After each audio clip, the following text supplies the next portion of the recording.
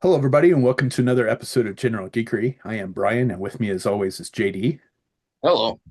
And we've got a special guest today. John is joining us, one of Hi. JD's old friends. And Uh, before we get into that, I was just going to touch on a couple of the toy announcements, the news. They did the render for the classified Sergeant Slaughter's Triple T today. Uh, I think it's kind of cool that it has a canopy. Not cool enough to get it. I was never really a big fan of it to begin with. I've never had one as a kid. Not even a Sergeant Slaughter fan. So, I like Sergeant Slaughter. I really liked him in the movie, but the animated movie. But beyond that, I never had a Sergeant Slaughter figure as a kid either. So, eh. And then the other big thing that Sid we'd mentioned is the pre-orders for Mask Wave 2 from the loyal subjects went up. And as expected, they are expensive. The Gator is going to retail for $65. The Hurricane's going to retail for 85. The um, apparently couldn't get the copyright for the Piranha, so they're calling it the Stealth Submarine Cycle, I think, which is going to retail for 50. And I don't think they got the license licensing name for the Jackhammer because they're calling it the Armored Assault Vehicle, and that's going to retail for 80. So another is two. that more expensive than the first wave? It's about on par. It's about what I expected. The Okay. other stuff was Oh, so it's not like a jet. It's not like a price jump or anything. no. And Okay. I was also going to mention that there are two San Diego Comic-Con exclusives, a translucent Condor and a translucent Thunderhawk, and apparently both of those are going to be available through the Loyal Subjects website, I believe. And I don't remember the prices on them, but they weren't convention expensive. So they were, I mean, You're they're gonna pick expensive. either of them up if you can. No. I that was kind of the like I decided when they announced these and they announced the repaints, right? The like 40th anniversary black and gold stuff. I'm like, if I get into this line, I'm not buying any repaints. So I'm sticking to my promise to my wallet that I am not buying anything that I already have something. It takes a lot for you to resist gimmicky toys like Really translucent toys. special translucent ones. So I decided that I am not going to get into that. Interestingly enough, there is a kind of vintage toy store in the mall that we go to. They had a Thunderhawk there and they wanted $300 for it for the vintage one. Jesus. So the like whatever I paid for the new one was not $300. So people that are bitching about how expensive these are, Go find a vintage one. Yeah. Yeah, they yeah, were Um, just so fragile that any of them surviving is a miracle at this point. yeah, exactly. So uh I don't feel bad about that. The one thing also that I noticed at the vintage toy stores, they had a lot of Visionaries figures. So I think that's on the heels of Super 7 announcing that they uh, are going to start redoing or at least have a couple figures. Supposedly they're out. The minute that I saw Super 7 had them on their website in stock, I canceled my Big Bad Toy Store order and ordered them through Super 7. That was June 29th. They still have not shipped because I had planned on opening those on the July 4th episode that we did and didn't have them then, and I don't have them now. So, fuck So, Super have 7. you considered canceling that order and putting it back through Big Bad Toy Store? No, because I don't think I can cancel that now. And they've already Ah, charged my card. So okay. So they've charged your card. They're just maybe they're waiting until Comic Con. I don't know. I mean, it's it's not like Super Seven doesn't have a lot going on for San Diego Comic Con. So they do. maybe. I They mean, they are going to be there. I mean, that's their their splash page on their website is a Exactly. time So countdown timer for San Diego Comic-Con. So maybe they just don't have the staffing to get stuff mailed out. I know Big Bad Big Bad Workshop was doing the same thing, and same with Gridiron. And anybody that was at Joe Fest, they're like, "We'll get shit mailed out to you when we get back because we don't have the staffing for it." So They are they're a slightly larger figure though, right? 4.5 inches or so. At least the originals. the originals, yeah, the originals are a slightly different scale than Yeah, the but Joe these Fest. these are going to be in the same scale as the Joes, right? They are. yeah, Yeah, yeah. I remember it's like as a kid, playing with the, they're slightly off, but not enough. Yeah, and that's kind of one of the like the running joke for me on the show is that like there's so many toys that it didn't have as a kid because the scales didn't match up. They were Yeah, different scales. Like I never had a visionary. It was one of the many lines that because it came out in that time when yeah, my parents were all satanic panic and shit. So I was that was one of many toy lines that I wasn't allowed anywhere near. I did hold one at my friend's house one day. It was a guy in red armor. I was fascinated by the holographic animal on the chest, sure. but No, they if look cool. I yeah. For mean sure. I thought these you had a ton of them. yeah these little ones, these reaction plus ones, they're cool. If that red guy comes out, I'm probably gonna end up buying it just so I Just to own have. that figure. Yeah, yeah. Even though I have no idea what the character's name is. I have virtually no memory of that toy line outside of like stuff I've seen on the internet. But yeah, I vividly remember the red guy and just thinking, boy, I wish I could buy these. And then We, my friend took it back, and Yeah, he kind of had everything. So we would like to get a subject matter expert on visionaries on the show like we did with Troy went for the mask stuff because that was fantastic. I mean, Troy knows everything there is to know about mask. he Uh, can yeah. he helped convert me to mask. So yeah, so you know, if anybody knows anybody that wants to be on the show, wants to talk about visionaries, we would love to have you on. I know a little bit about the backstory and stuff like that, but I never had any of the figures. So yeah, we would like to get somebody that has a passion for it on the show to talk about it. So if that's you, let it get in the comments, let us know, email us, get us on social media and let us know you want to be on the show. We will put an episode. wait, John, that's not you, is it? You're not an expert, No, are you? no, no. That would have been a friend of mine, but he's so far gone from it that I don't think he would even remember anything with it. But he had a whole ton of them, and that's where I played with him. Was when I went over to his house, middle school age kind of thing, and he had Star Wars and Visionaries and fantasy stuff, D&D figures, and then I had all the Oh, military stuff, Ah, and so we had big battles of all sorts of weird things. But yeah, he was more the fantasy kind of toy guy. yeah, Uh, my friend had battle beasts, so they were always yeah, whenever I would bring my Joes over to his house or whatever toys I had. He had Joes too. He had Star Wars. He had all that. But I'd bring my stuff over, and whenever we'd play, yeah, we had battle beasts. We had visionaries. We had whatever disparate toy. I remember the little flesh colored muscle guys.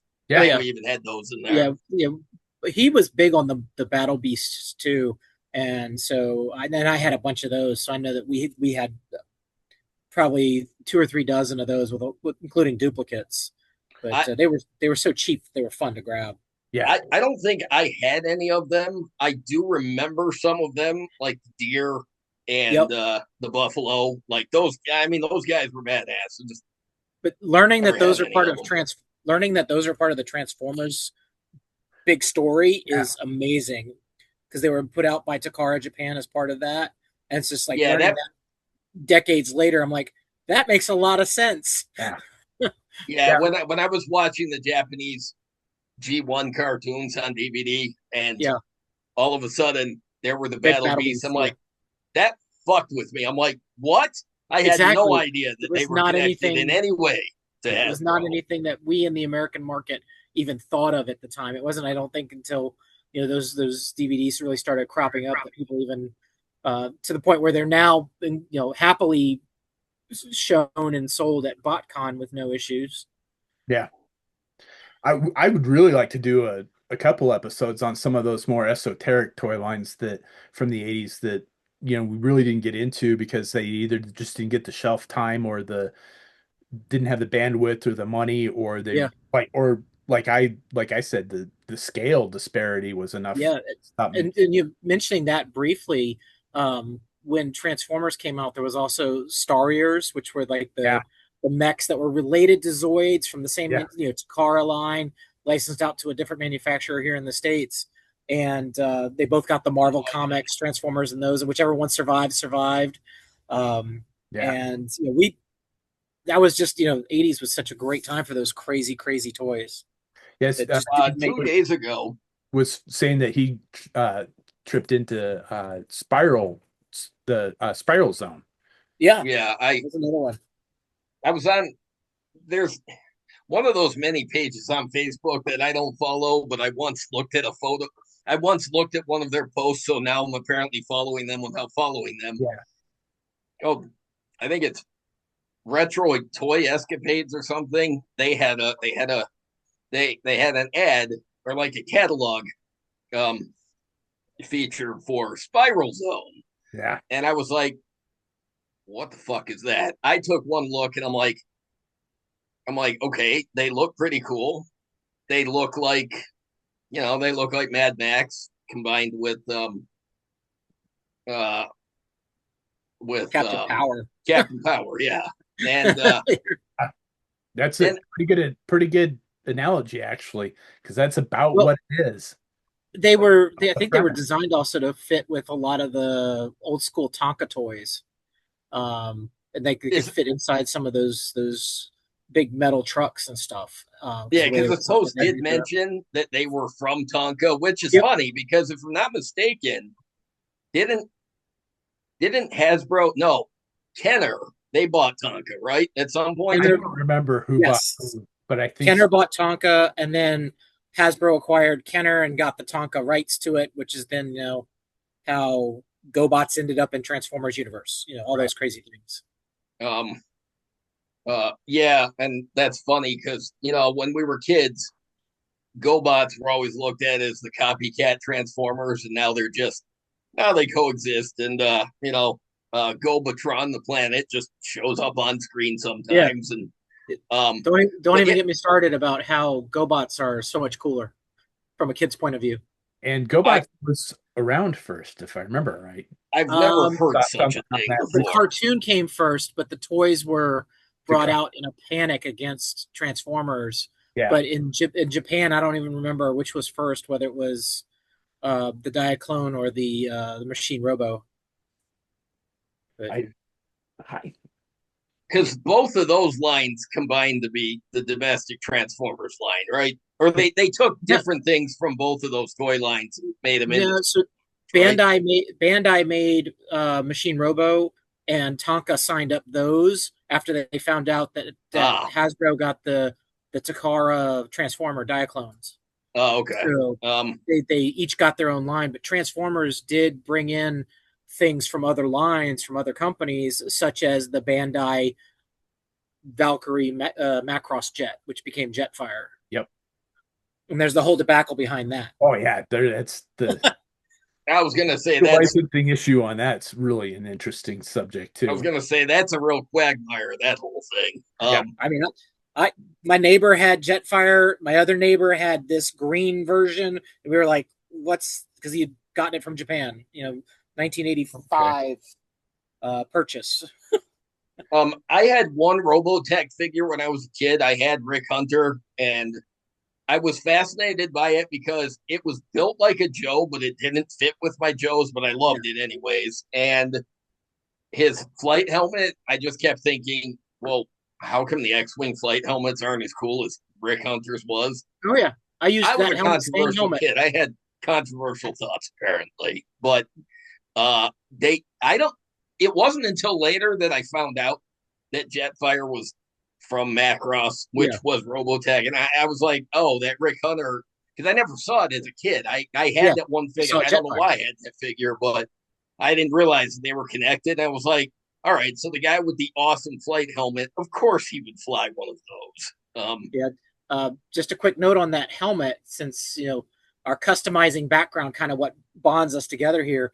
That helmet fits perfectly over a Greedo head when you put it on an X-wing pilot body. Huh. That helmet fits Greedo's fat head. Perfectly with What the the fuck? antenna and everything on there. Huh. I do not remember that helmet being that large, but apparently, Yeah. Yeah, they're Well, different. They're different Greedo's styles. head's that small though. that's I think it pretty may. funny because Yeah. yeah, If you anybody listening to this knows I'm a big nerd for Greedo. John knows I'm a exactly big my nerd point. for Greedo. You know Exactly what? my point. Here's my background with John. John and I have been friends for 30 years. I'm not exaggerating. When I was That long. uh what's that? That long now. Yeah, because we go all the way back to the Yojo Pit mailing list Yep. serve. Um, because I was living in California at the time when I signed up for that, but I stumbled into this list serve, and there were all these people that were experts on Joe's and knew even more than I did. And John was one of those. And then a year later, right after high school ended, I we moved across the country to Virginia, and I told John that I had moved, and it turns out then John was living less than 30 minutes from me. Yeah, I had So just graduated college and moved from Central Virginia up to Northern Virginia, and literally I was on one side of the Beltway and he was on the other. Huh. yeah, so shortly after I moved, he and I started hanging out, and it was like we'd go shopping at Toys R Us multiple times a week. Um, Big old I nerds. Yep. Yeah, if I'm not mistaken, I think the first time we found the 1998 Toys R Us GI Joes, I think it was we were out shopping together. Yeah, yeah, because we'd hit. I think it was the one in Springfield, maybe. Yeah, there was one in Spring, and then was there one at Tyson's Corner that we'd go to sometimes? Um, There was one in Fair Lakes, oh, but that's the one. Yeah, because we found them at those. But yeah, I remember we. even better, we found those bronze bomber sets, Oh wow. That's and I right. bought like what, four of them. That's right. Yeah, because Talk, that's talk right. about Oh Army yeah, that Builder heaven. you know I couldn't remember. I remembered having the bronze bombers, but I couldn't remember where I had gotten them because I didn't remember seeing them in the store. But now that you say that, yes, you're right. We did. In fact, Yeah, because you bought a bunch of them off the. it was the 12 pack. Yeah, and became a nice Army Builder set of Cobras. Like I started learning how to cast heads and made the original heads to go with some of those figures. Made a whole bunch of weird colored track vipers and stuff, and threw Um, away all the character heads. Kept one full set of the characters, and orange Secto Vipers were brilliant. Green Motor I, Vipers, not so much. But I love yeah, that stuff. the my favorite figure in that set was but look, I already didn't like Darklon, and I turns out I didn't like Darklon in other color schemes either. Yeah, So that was the only stinker figure in that set, in my opinion, because of all the fucking parts they could have used. Why fucking him? I mean, you'll notice with the Bronze Bombers, they're all vehicle drivers yeah, they're from all different drivers. years. Yeah, So, I guess Darklon does go with that because of the Evader, but he yeah. was just the only one that didn't have a cool uniform that could be repainted. And he had a stupid uniform that looked awful in every color Yeah. scheme. Track Um, Vipers in weird blue, Darklon in gray. Yeah, the skid mark completely in what was it? Purple. There was a purple Yeah, version of Skidmark and a it, yellow version of yeah. Skidmark. I would say Um, it's more tannish ochre or ochre rather ochre, not okra, ochre. well, Uh, but it yeah, wasn't like banana yellow. It was like, it was baby poop brown. yeah, there we go. Um, There was some but interesting. yeah, that's right. We found those at one of those set. Yeah, we found the 1998 Joes. Um, in fact, um, we, in fact, when you started casting stuff in your basement, that's my only experience with casting stuff. Mhm. Because I'd hang out with you while you were putting molds together and shit, and we pull little things out of because you Yeah, were doing Lauren that. does it. Yeah, you were doing that Project 95 stuff for a while. Yeah, that was yeah, that was around 98, 99. That was taking prototypes from the unreleased Battle Rangers from 1995 I got my hands on a bunch of those prototype parts, Oh man. thanks to a collector that loaned them to me graciously, and made before Kickstarter crowdfunding on Yojo.com through the forums, and produced a bunch of sets of, what was it, Footloose, Star Brigade, Falcon, Doctor Oh, Mindbender. I don't Yeah. even remember who all the other figures were, but there were, I think, some of the I think there was one Ninja Commando. I had yeah, this. and I think Flint, the Ninja Commando Flint, and Yes, Storm Battle Shadow. Ranger Flint with the baseball cap were both there. Um, Yeah, um, I had just a whole handful of them, and just made a lot of collector customizers happy because these parts were made available to people that wanted to customize those figures and make those sets. And I think I made about 30 sets in total, so they're floating out there somewhere. But you can definitely tell they're not original because I was very much a rookie at the time. I mean, there were only a few air bubbles here and Only a there. few, yeah, and good skills can get past that. Um, but I'm pretty sure that collector still owns those original prototypes. Nice. He's still in the community. That's cool. Yes, his website is still going strong, and he's selling a lot of those new Asian market 3 and 3/4 or 4 inch Joes. The was it Heika brand, or I'm not sure what they were Hiya. called. Hi. Hayak. Hiya. Yeah, Oh that brand. wait, are you talking about Corey from Small Joe's? I wasn't gonna name drop. All right, Brian, cut that out. Yeah, the guy that owns and runs Small Joe's. Um, yeah, that was my God, how long has that website been there now? Oh, it Long looks like time. it's still going strong. Oh yeah, no, I get stuff off. That's where uh I get a bunch of stuff from there. I get the Dime Novel Legends figures when I customize those. I get those from Small Joe's. I get most of my figure Yeah, stamps from Small Joe's. I Any, I used to buy any my Fun School. I used to buy my yeah, Fun School Indian Joe's from Small Joe's. So yeah. no, I know the website's still there. I just didn't. It's He kind used of to be. amazing how long it's been chugging Yeah, along for, but and that started off in like his backyard with a couple of uh, trailer containers full of just boxes from. I mean, I know a direct account with Leonard, so that he had all the late core figures and Laser Force and Star Force stuff that became hard to find later. yeah. But you oh could get all wow. that stuff direct from Asia with him because he had the selling power and the buying power, and it was fantastic. And I checked him out, I guess, about 3 months ago, and I loved that it was still active and going strong. Yeah, You know, I passed on a bunch of stuff from Small Joe's that I wish I had because he had the Flaming Moth sets for t like $10 a piece back in the day, and he had the Bronze yep, Bomb sets, and he had the Fun School Street Hawk, which I wish I'd picked up and kept. And yeah, there's a bunch of stuff that I regret not getting from Small Joe's back in the day. Street Hawk was not a quality toy, I'll tell you that. Yeah, just But leaving it on the card, having it on display was pretty cool. yeah, Um, absolutely. So yeah, John and I we go back a ways. yep, He as a matter of fact, there was a he gave me something once and he entrusted it to me and he said take care of this. Yeah, original what was it 1979 12-inch Boba Fett. Um yep. I yeah, so I've had this for almost 30 years and yeah, still floating around. I love this thing. That's It's awesome. You still have it. um um yeah, hey, when people swear me to take care of something, damn it. Um I mean, I admit it was in storage for a few years, but the but yeah, it's still here. Wookiee braids are still here. I'm like, even some of the 6-inch Boba Fett figures, even they're not as Nothing comes cool as close. this Yeah, is. Um, nothing comes this close. but yeah, so yeah, John and I we've been friends for a while now. He um he's uh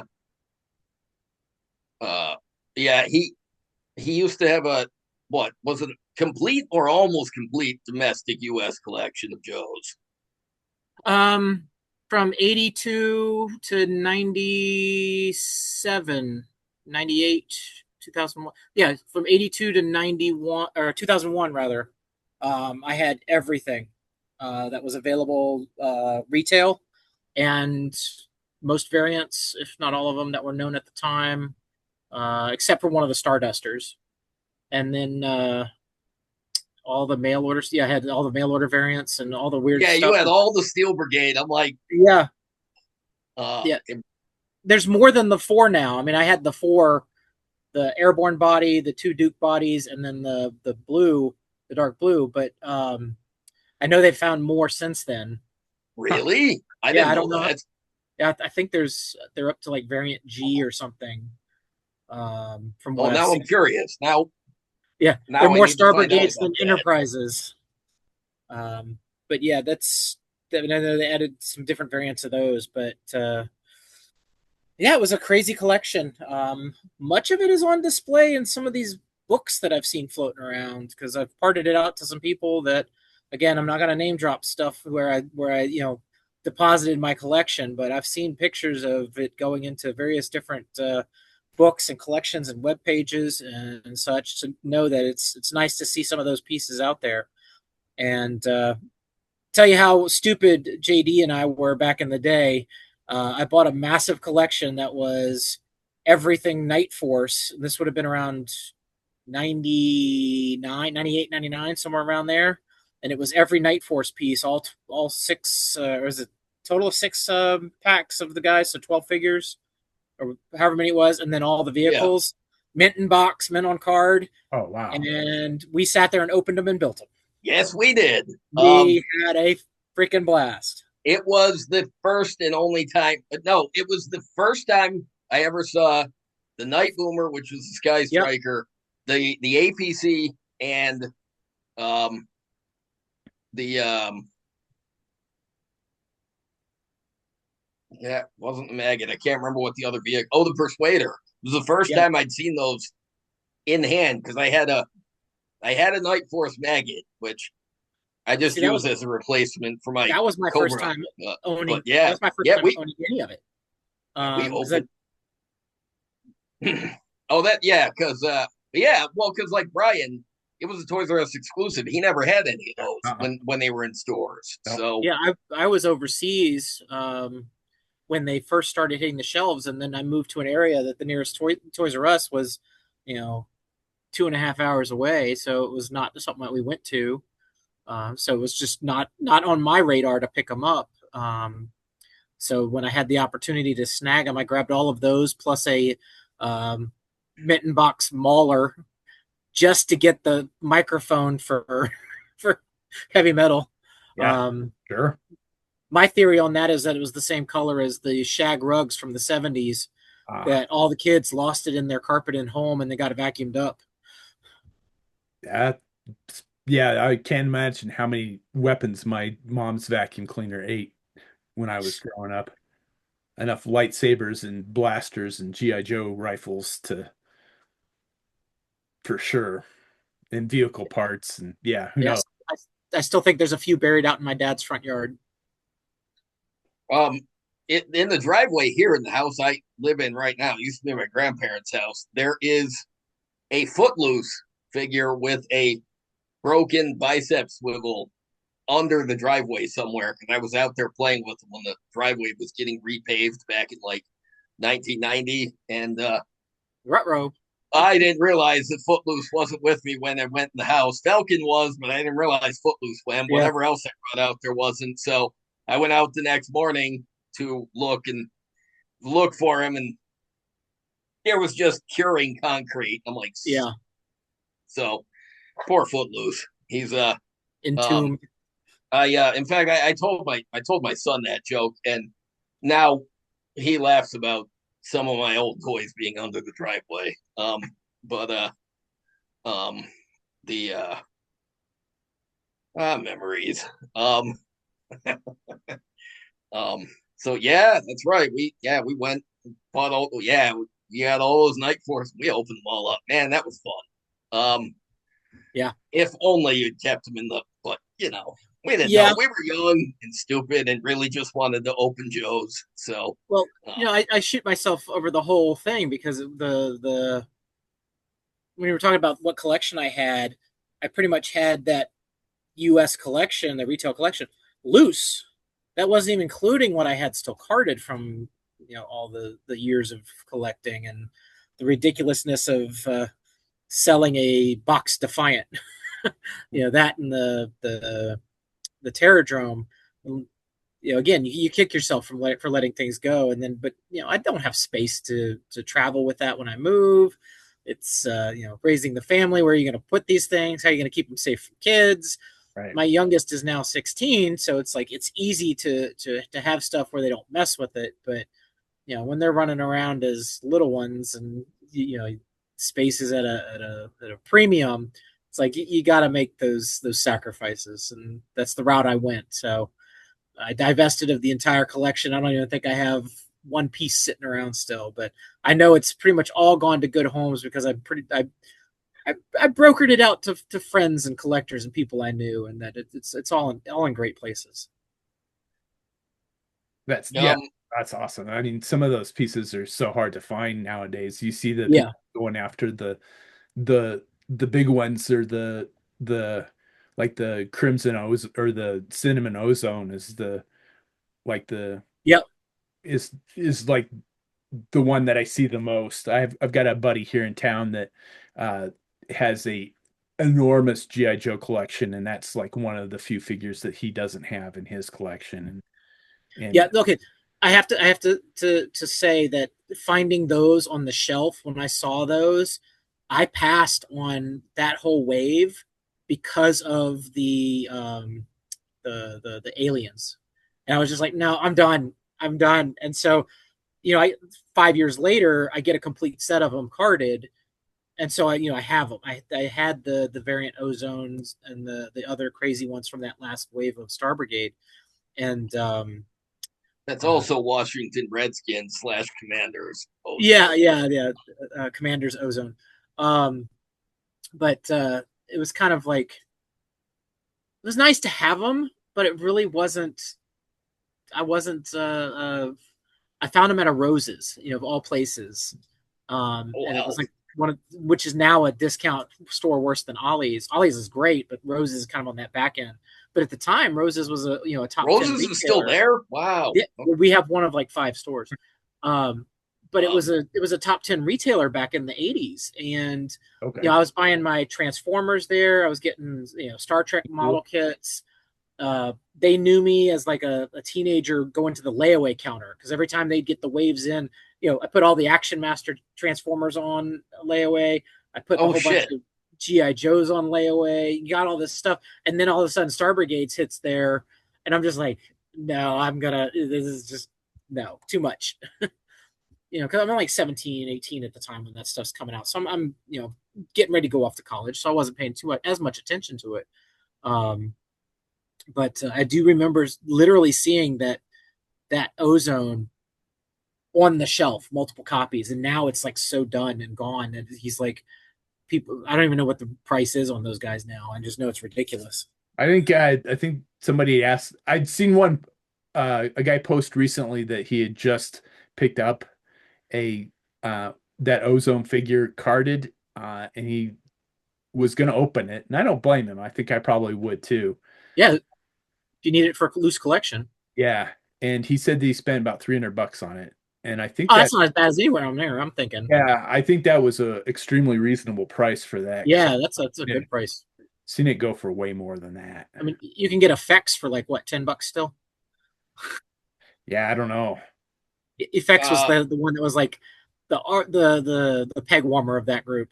he looked like a fucking dread. He had a dreadnought head sculpt. Yes, absolutely. Um, yeah, he's one that I never owned. I've never heard anybody express any sort of affection for. Huh. I didn't mean to say that, but I said it. Effection. Um, it wasn't. He's not looked at upon fondly. Nope. There is no nostalgia for that character. I was gonna say I can't even remember what the figure looks like. He's baby blue with a blonde head, and he's got a face that looks like. Yeah, I don't. I'm gonna have to look that one up because I Yeah, honestly don't remember that one. uh yeah, I he was definitely the worst figure of 1994. I'm pretty sure he was the worst figure of 1993 and 1994 combined. And Um, he came with the little launcher from the Oh, incinerator. yep, I remember it now. Yeah. Yep. Oh, look, he's like 80 bucks on he's gone up in value a little. Literally, we could not get we had like a I had like a pack of like 6 or 7 of them and I couldn't give them away for 10 bucks. Yeah, and it's kind of funny how that stuff just like we were talking about the stuff that Small Joe's had for a long time. The the Flaming Moth sets. I remember when they were literally $10 a piece, and he couldn't get rid of those at that point in time. But now you can't get one for less than $150. I don't think. he was clearancing out those Malaway Battle Android Trooper Overkill O-ring packs with the blue Overkill repaint and the translucent red Oh, Inferno bats. the bat troop Um, builders. Yeah, yeah, I remember uh, him clearancing those because they had ordered a shit ton of them through the we were mail, the and only we were they were the one of the clearancing only those for like retailers here. they were like $8 or something. Yeah, so that we were one of the like 3 or 4 internet retailers that had those. I was working with 375toys.com, which was the Yojo store until figures.com took over and kind of put their own storefront on the back end of yojo.com. But we were one of those 3 or 4 that had the bat troop builders, and those were amazing sets, and we sold literally hundreds of them. But then, yeah, we had to clearance them out because then they kind of faded off, but it still did really well. I remember when I moved back up here to Virginia from Florida, which would have been around 2007, which was like 5 years later, or I guess 3 or 4 years later. Um, I found them at a Tuesday morning. I found like 10 of them in there, and I was like, I'm going to buy all these for $4 a pack. So I had tons of them later on for myself. I wonder if those are expensive on eBay now. I don't know. I've never I looked. don't know. Probably. Um, You, I'll tell you back to the customizing roots that we had.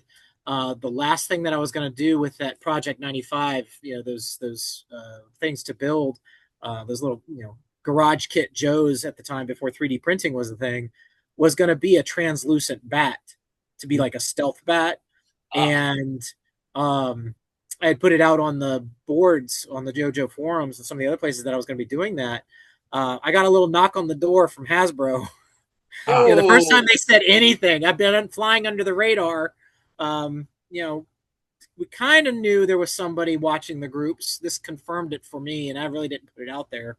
But he said, let's hold off on that one. We're kind of letting you slide through on the other ones.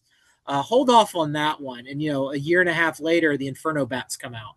ah, So it's kind of like you stole my idea, but whatever came first, I can't really say. But the Bat Troop builders. They used Bat 2. I was going to do a original Bat 1 as the stealth one. Still not off the table for me to do on my own using a 3D printer and some clear resin. That's between me and me and these machines over here. that's the But next thing I want to get into is the 3D printing. Is yeah, there's just I I don't know how to do the digital sculpting, and if I can figure that part out, man, yeah, I will be getting a 3D printer the next day. I am letting other people handle that part and paying them for their work.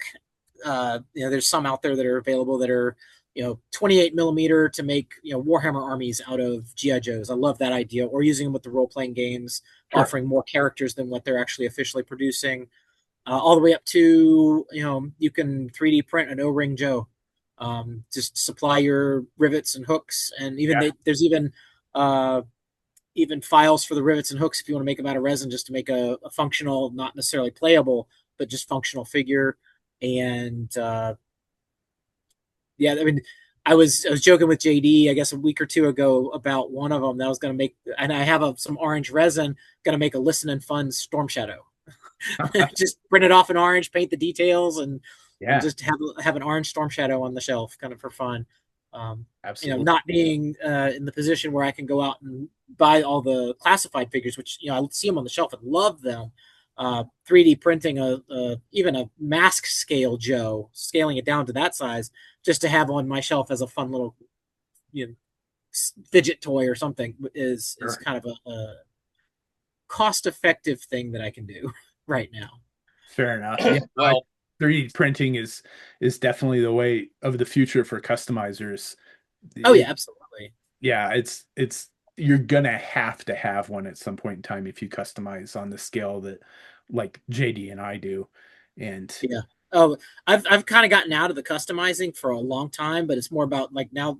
But I've been doing the 3D printing for war games and stuff and model building. But getting back into the idea of doing some custom Joes, I think is really kind of giving me a something to think about and work on about over the last I guess 3 or 4 months.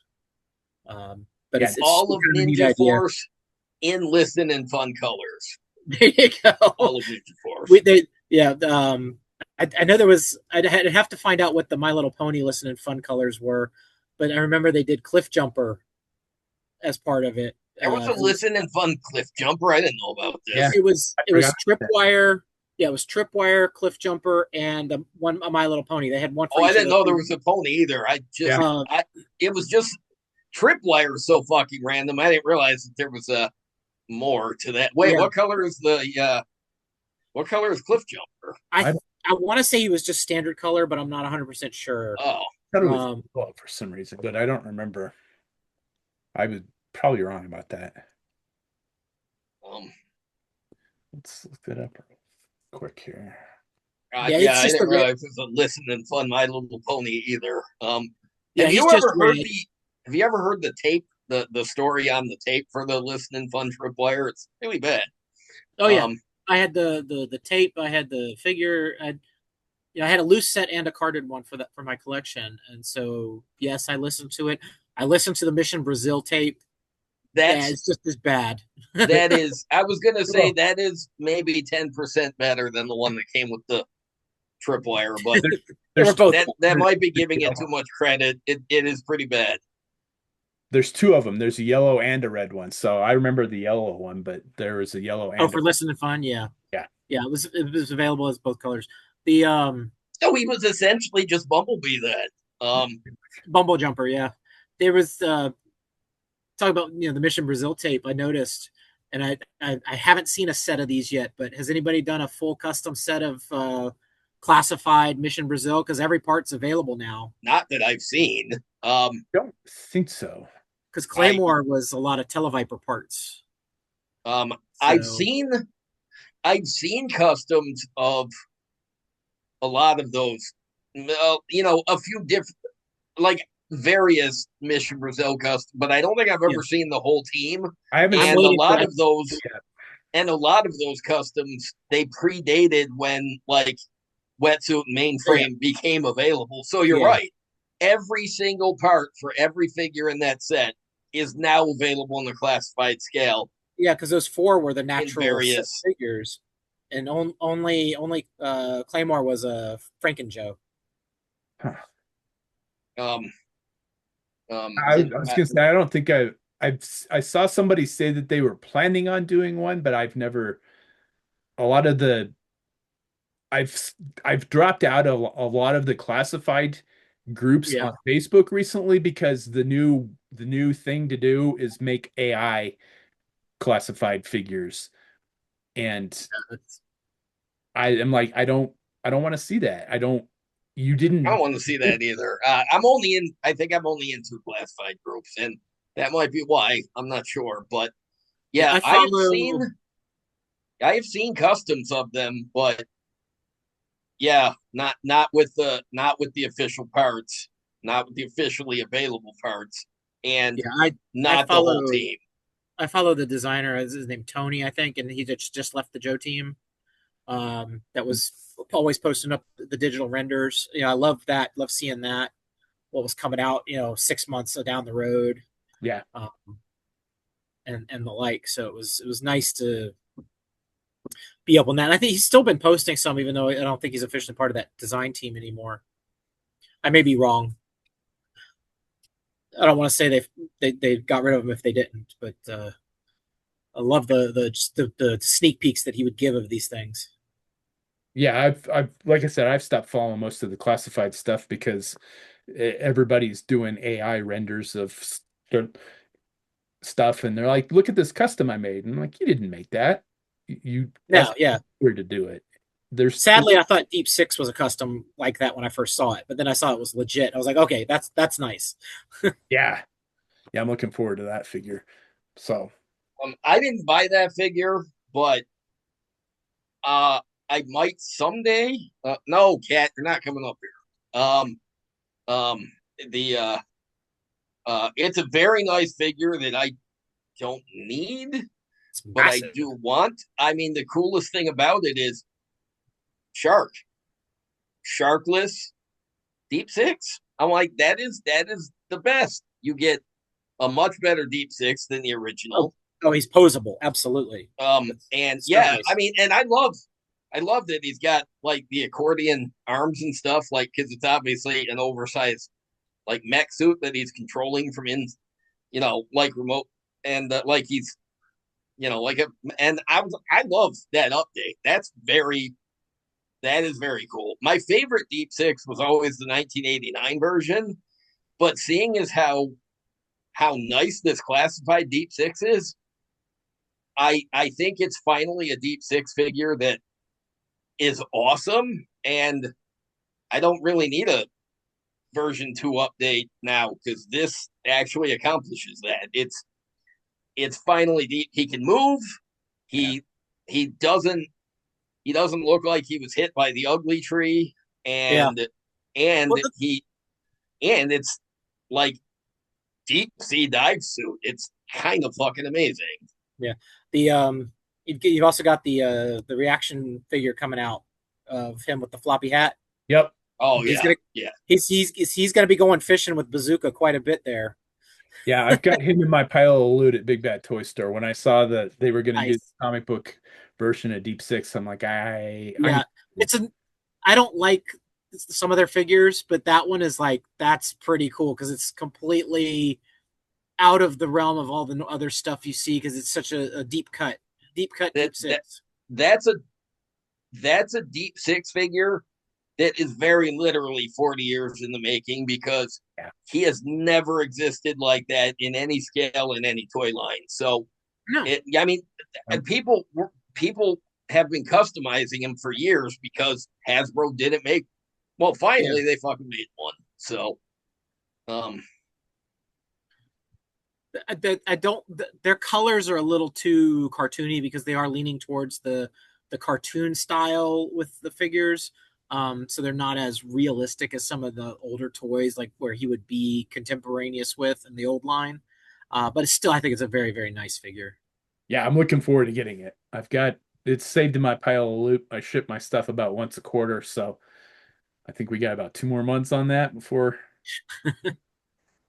yeah. Well, inevitably, every time you do ship it, something comes into stock at Big Bad Toy Store 2 days later, and you Yeah, send me a text to be like, "Should have waited 2 more days never to fails. ship the pile of loot." Um, Yeah, I think the honestly the only thing I've ever ordered from them, and I had a great experience, um, was the they Alley are a Viper. great site to order from. Yeah, the classified Alley Viper, just because I just could not find that on the shelf here.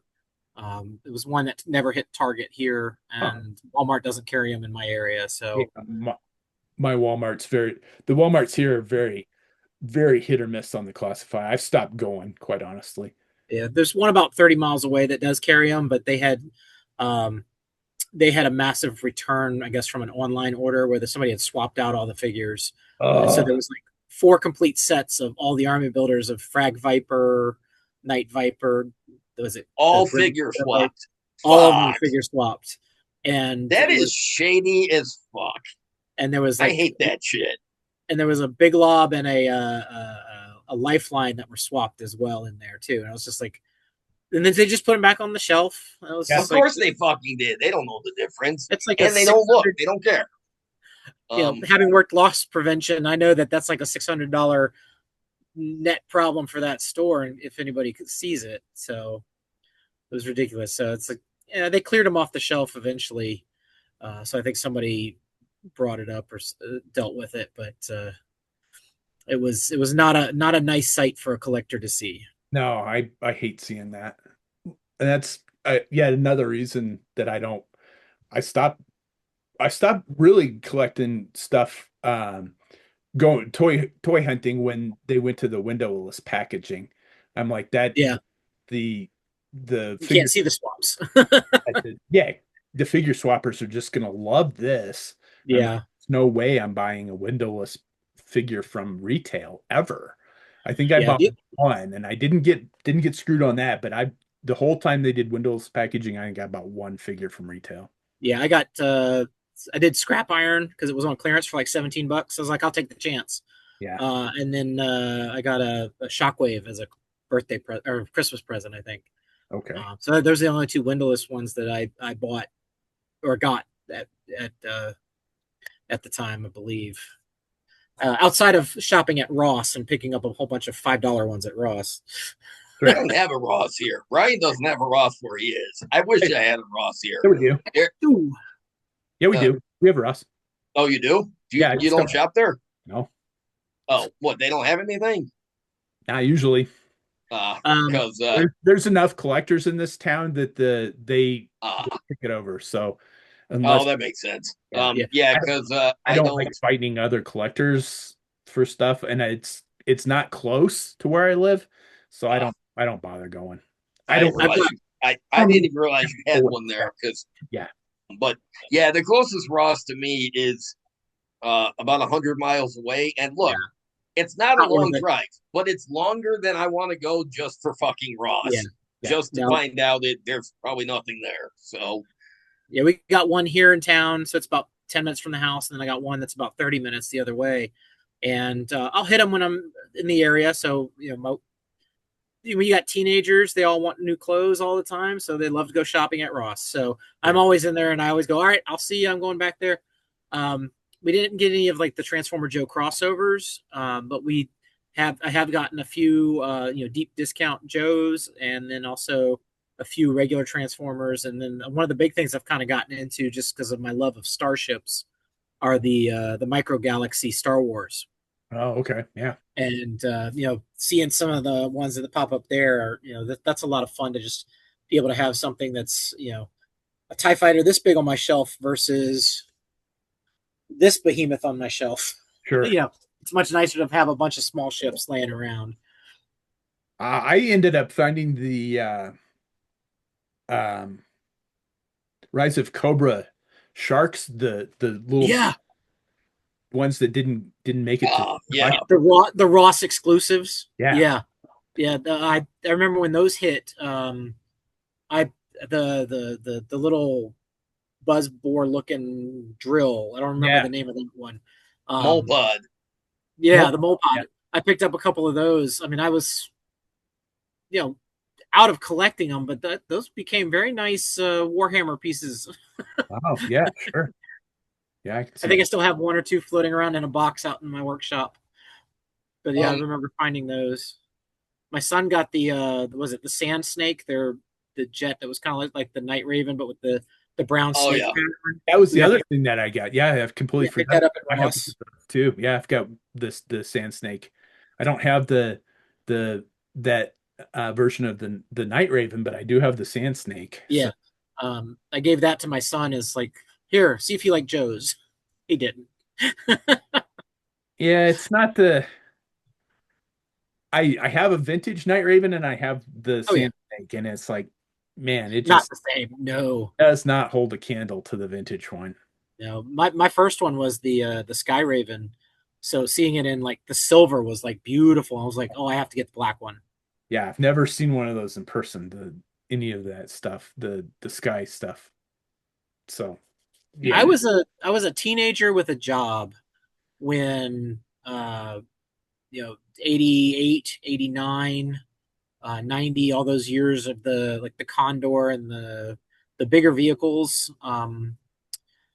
And so I snagged all the Sky Patrol when I found them and all that. So it's like my working at Domino's. My money just went straight to Joe's at that time. So Yeah, I remember. Yeah, I was a teenager with money when Star Wars started back up in the '90s, and then the Toys R Us GI Joe '97 set came out, and I'm like, yep, I've got money. I'm buying yeah, all my toys now. I just go to Toys R Us on my lunch break. Oh, all my when I was a Um, teenager with money, all my money went to comic books. So, yeah. I did some of that. Um, Marvel 2000 was a thing or 2099 rather. Marvel 2099 was a thing. Death of Superman, and I was real big into getting into the comics of that. But that's just my friends were into it, and got out of that. But I kind of stuck with the Joes. I joke because I never outgrew any of this stuff. I never actively got away from buying any of it all the way through teenage years, even in college. I didn't give a shit. I just bought whatever. Oh And yeah. I went to comic books because there was a comic book store within walking distance of my house. uh, Oh nice. um, Oh yeah, we would walk to the game store and comic shop downtown here in Yeah. town. So, I mean, it was literally 3 blocks away. So I never made it far enough to keep up on toys because the comic book store was so close. It's all about imagination, and comic books were a great way to get into it and just put your mind into something else and enjoy the break away from reality. Yeah, High absolutely. school. Yeah, absolutely. Yep. yeah.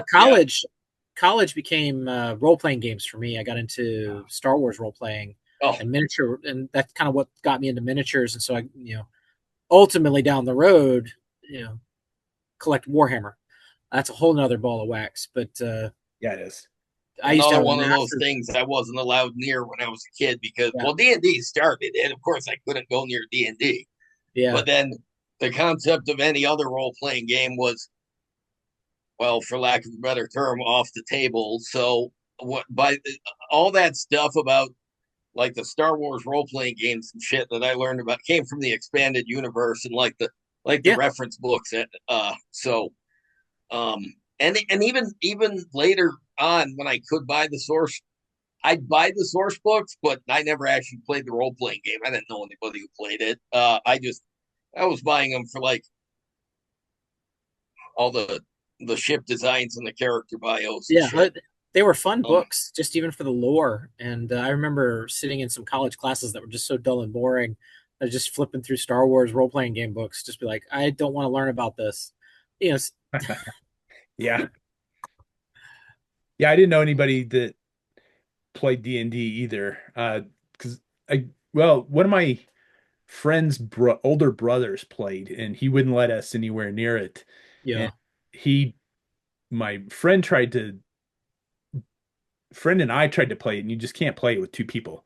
So it's like, no, this doesn't work. So that was like my one and only exposure, and it was a very small town, so there yeah.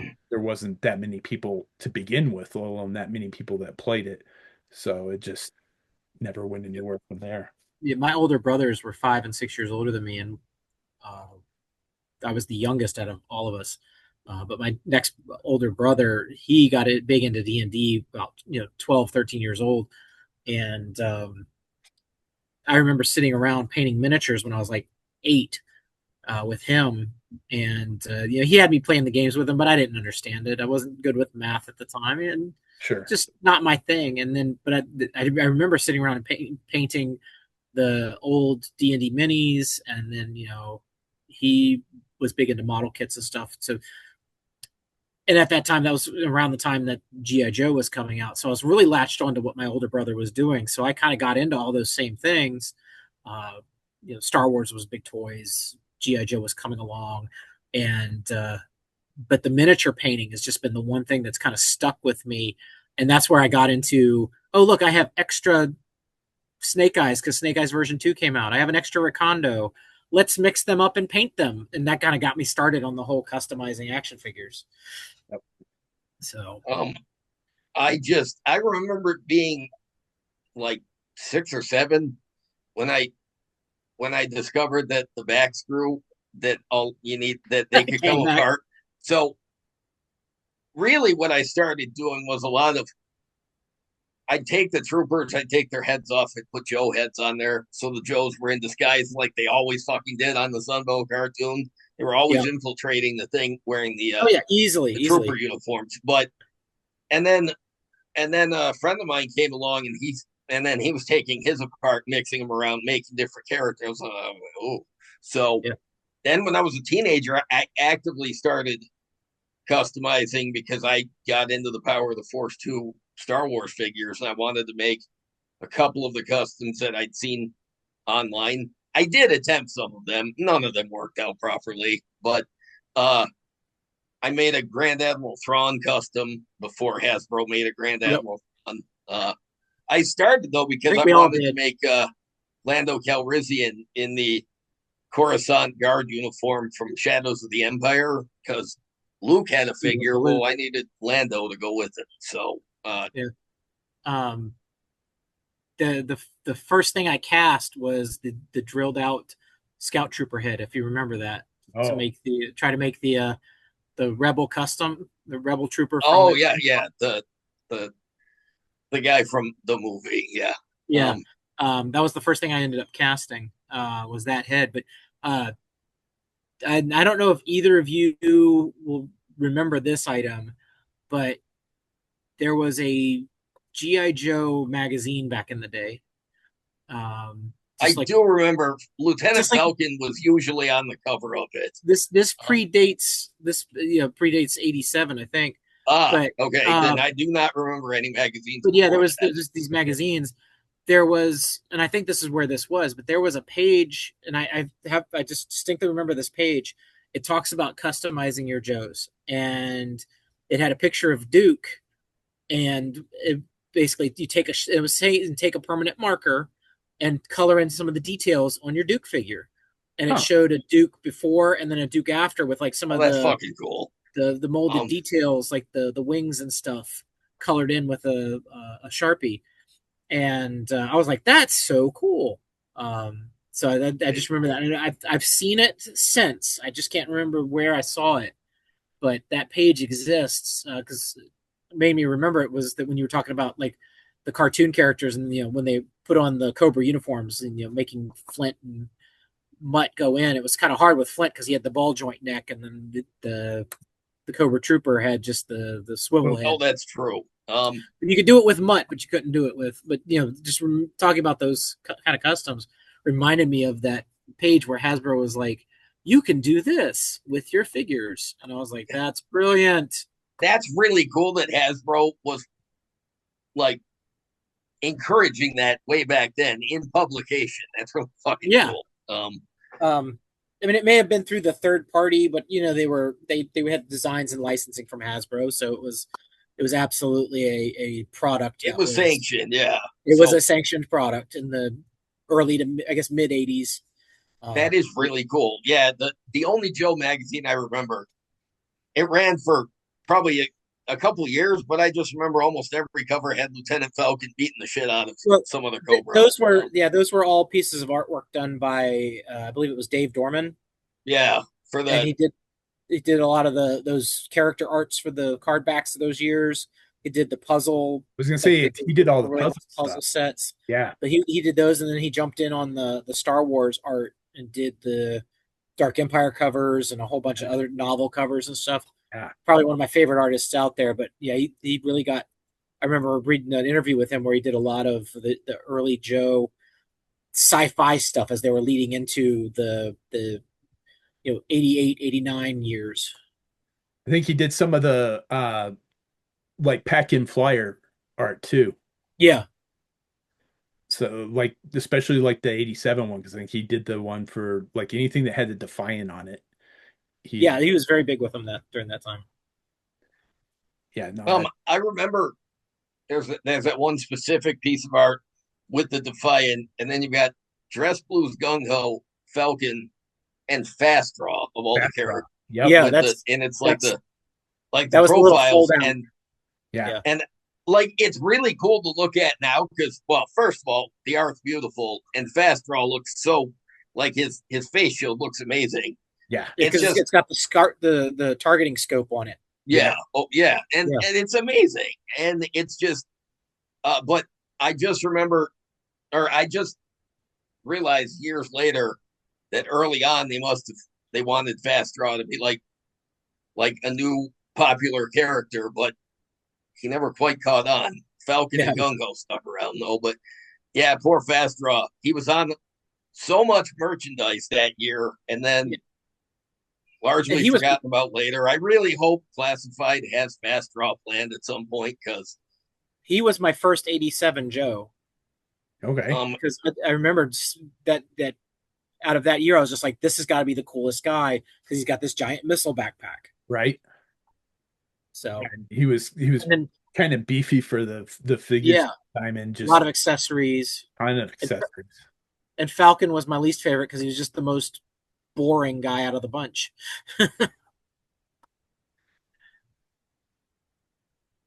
Trying to remember. oh, I do have something to unbox, but Yeah, go ahead. we can do it real quick because all right, I think it's awesome, but Amazon had an exclusive Marvel Legends Lizard, and so I ordered it. It went out of stock. It came back. Then I ordered it. No, I ordered it the second time and it came back. But or on the third time, I finally got in while it was in stock, and it quickly went out of stock. Get me on the waiting list for it. So last month, I got an email that said, "Do you still want the lizard?" I'm like, "Yes." If you ever get any more, so then I got an email a couple weeks ago that said it was shipping, and then I brought it up to Blake the other day, and I was like, what about the big lizard for Marvel Legends?" He's like, eh. I'm like, why? He's like, I don't like that lizard. It's too big.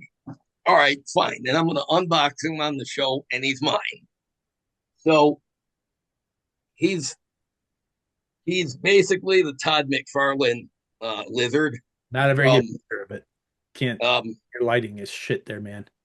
yes, I know. I, Yeah, don't worry about it. Just unbox it and then let's see it after you get it out.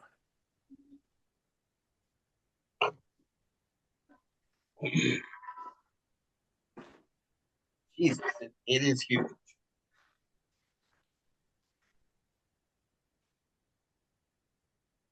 Oh wow. Boy, that is huge. Yeah, so he's big, he's beefy, he's got a swappable head that is basically Todd McFarlane's art come to life. Nothing wrong with that. It reminds me of that Venom that I got not too long ago that was just insanely huge. All right. Yeah, so he's big, he's beefy, and apparently Blake doesn't like it. He likes the earlier Spider-Man designs. He's not a big fan of the '90s designs for stuff. So, like, he likes like the Steve Ditko designs, and so he wants a different lizard. So I'm like, fine, then I'm gonna keep this one because I think it's big and badass. And the only accessory it comes with I was gonna say, does it come is a with tail that's got to be 10 inches long. So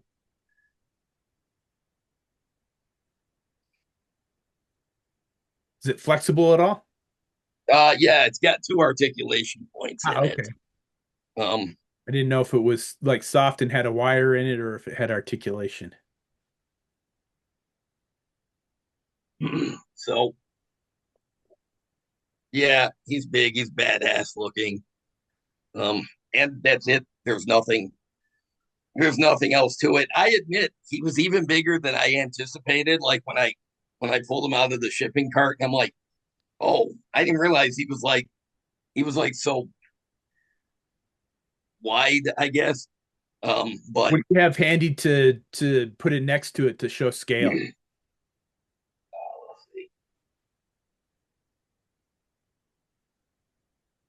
Drag Viper. Ah, there you go. Oh wow. Yeah, Yeah. there you go. I was gonna say because it's really hard to tell scale when it's just by itself. Yeah, here he is with Ninja Force Zartan. Oh man, yeah, it's huge. Yeah. He's got to be Yeah. So 8 inches tall, maybe. uh yeah. Um yeah, it's got it because his legs articulate, but not that much. The toes articulate though. That's nice. Yeah, he's bent legged, um, like a dinosaur, but yeah, he's got to be about 8 inches tall, and he is. Man, this is awesome. Um, I like I knew he was big and I knew he was beefy, but when I actually looked at it, I'm like, oh shit, okay. So, well, now I feel like I've filled the lizard hole in the collection, and what I say goes. It's my money, damn it. Pretty much.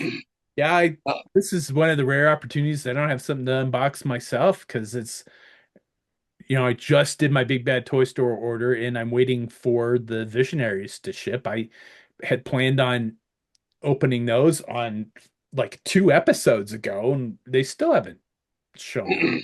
at this point, it would be nice if you have it in time for your top 10 acquisitions of 2026 list at the end of the year. Um,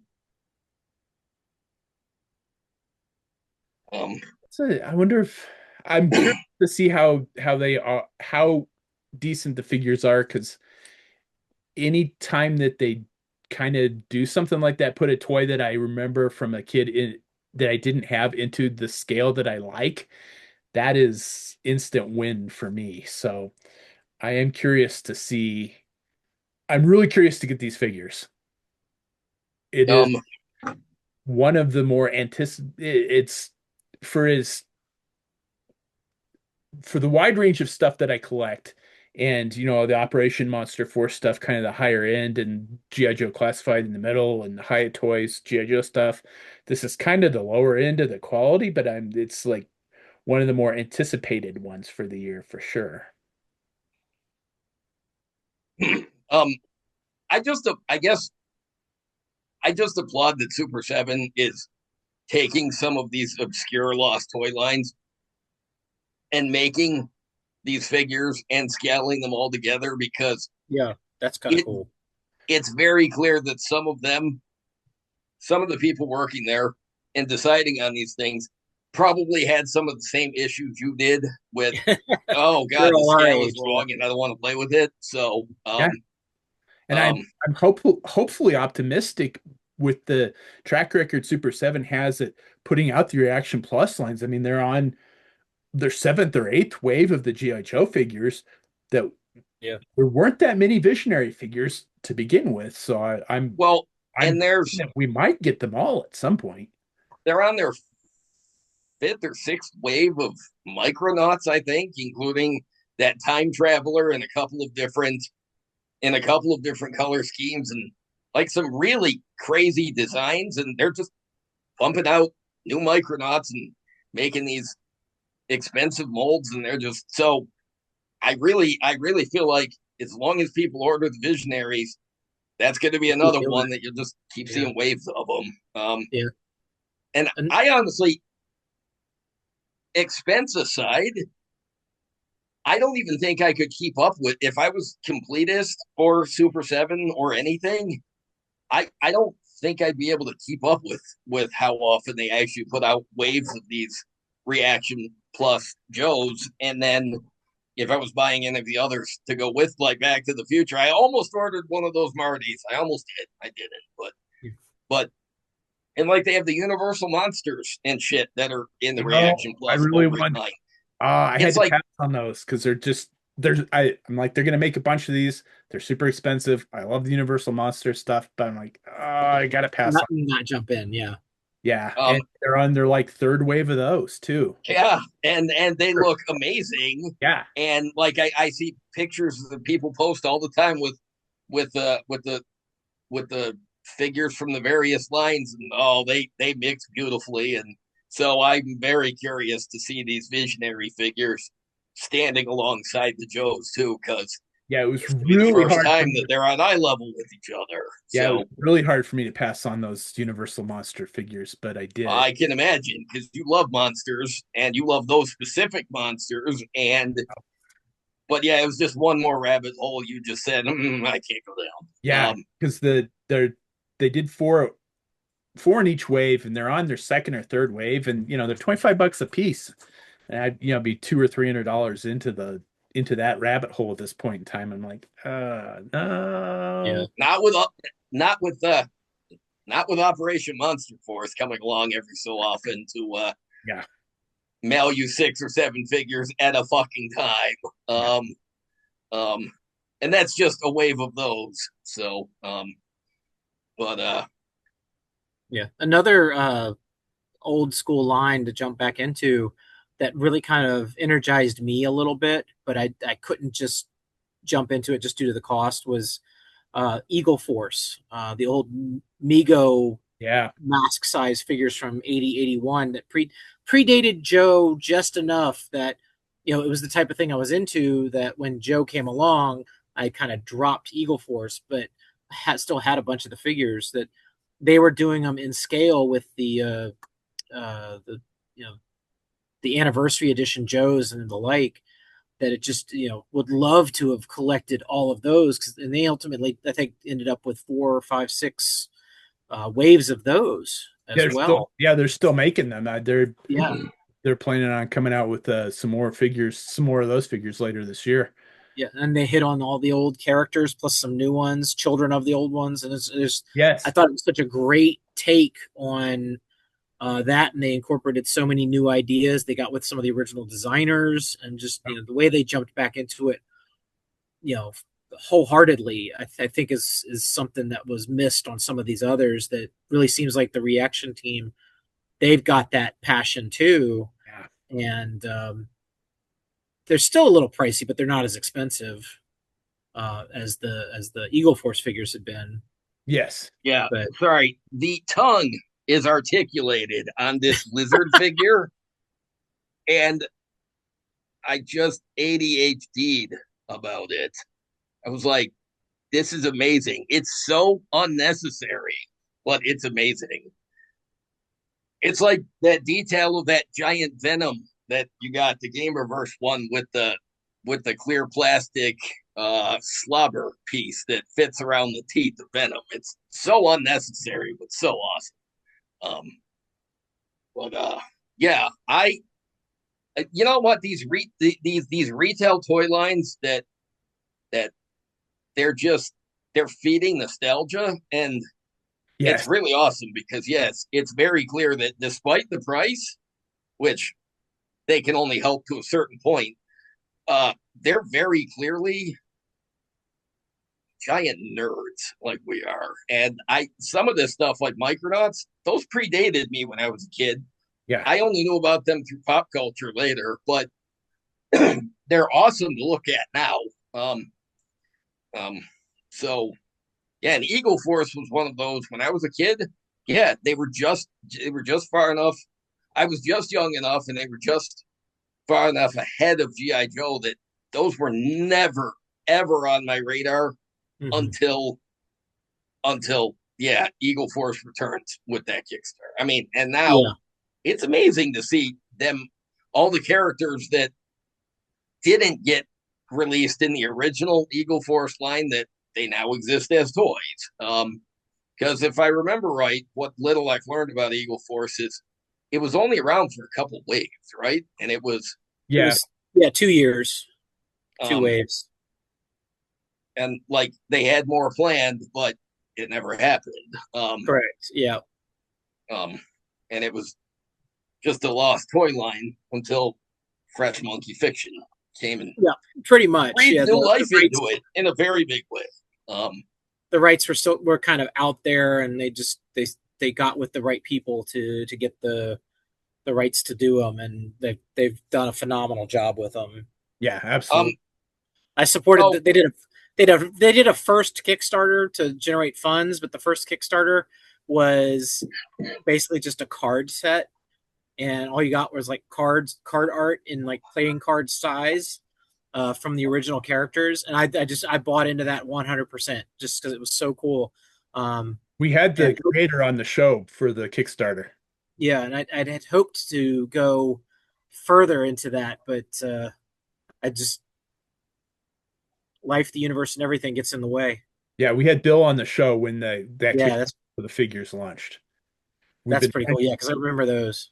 we've been trying to get him back on the show because he's there. It's the same guy doing the Operation Monster Force stuff. So Oh, okay. we That may need be him. why it clicked. That if And Brian is a completist for Operation Monster Force. He's bought all of it so far. their figures look fit. I haven't held one of their figures in hand, but they look phenomenal.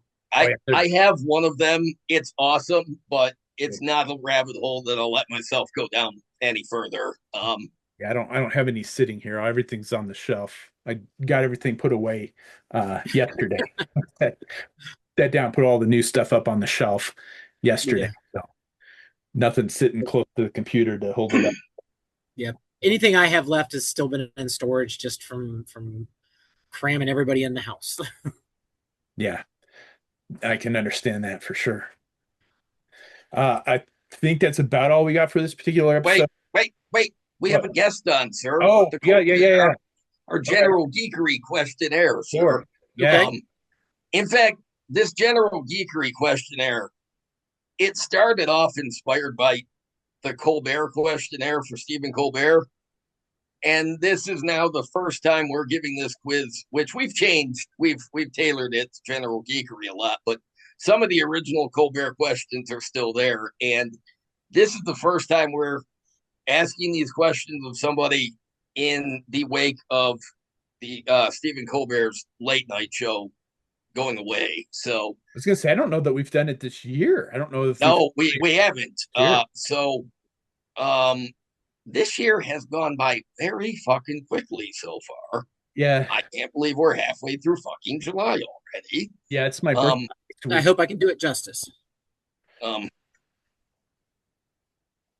oh, they're just a lot of questions that are designed to one, have us learn more about you, and two, sometimes they're really fucking frustrating to come up with an answer for. All right. Um, but yeah, we like to do this with the guests just to get inside their heads a little bit. Um, And Not that's hard. and this is one episode my mom always watches. She always watches the ones where we do the Colbert questionnaire. She's like, I Hi, Mom. can't Yeah. watch any of the other episodes because I don't know what you guys are talking about. But anytime you have somebody on that does the questionnaire, I gotta watch that.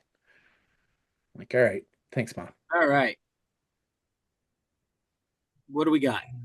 JD's gonna go first. hang on, I'm looking for what the fuck? Where is? Hang on. Uh, I okay. My notes app is being fucked up. I don't have the Colbert. Why do I not have this? Hang on a sec. I can probably share it. Yeah. What the fuck? There you go. I, Oh wait, hang on. I guess and send. that would help. Um. Uh, Yes. See, John, we're technically inept. We hey, always joke. We're the only thing different is the only difference. What? Oh my Well, I knew fucking! that about you. I just hoped that somebody else might have, brought you up a little, not which it really. looks like you have. You've brought him up quite a bit. Anything's an improvement. Yeah. Yes, John knew me when I was uh well, I was pretty much still a feral teenager into my 20s. So Just sent it. Did you but get it? yeah, I got it. I'm looking for my settings because I have to turn on my iCloud and I don't understand what the fuck that means. It would pause it. All right, this is really. Oh, wait a minute. Hang on. Oh, never mind. I think I got it. Hang on.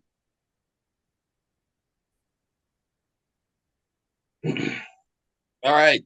So the first question is, what is the best sandwich? Oh, these questions. Okay. Um, Of late, it's been tuna salad with pickles. So just a tuna sandwich with pickles Okay. I like that. Wow, that's really gross. No on offense. white. Yeah, on white. Just plain Jane sandwich. I like a good tuna fish sandwich. What is one thing that you own that you should really throw out? That's a tough one. Kids don't count. No, yeah, no, kids, pets, none of that counts. Yeah, no, Um, kids don't count.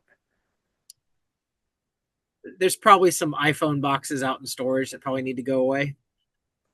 Why Boxes, do we all keep our iPhone boxes? I don't understand why I don't know. why we all do that, but we all I, do I that. I do. I I keep them do for the iPhone year of the boxes. warranty. Yeah, right next to my chair. So Yeah, yeah, I have a stack of them, and I don't understand. And every iPhone user I've ever talked to says the same thing. Why the fuck do we keep the boxes? I don't know. We keep the boxes.